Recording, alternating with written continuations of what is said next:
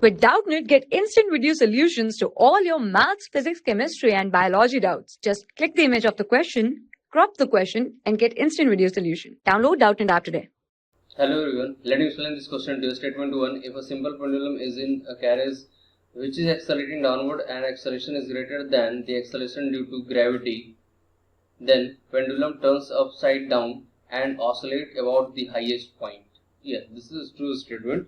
When elevator or you can say carriage is moving with the acceleration greater than g, in that case pendulum turns upside down and oscillates about highest point. This is a true statement. Statement 2.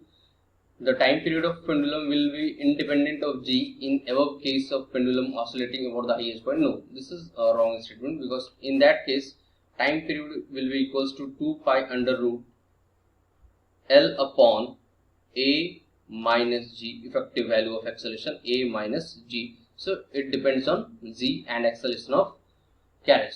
So statement 2 is incorrect, but statement 1 is correct. So correct option is statement 1 is true and statement 2 is false. I hope you have understood the explanation. Thank you. For class 6 to 12, IIT JEE and NEET level. Trusted by more than 5 crore students. Download Doubtnut app today.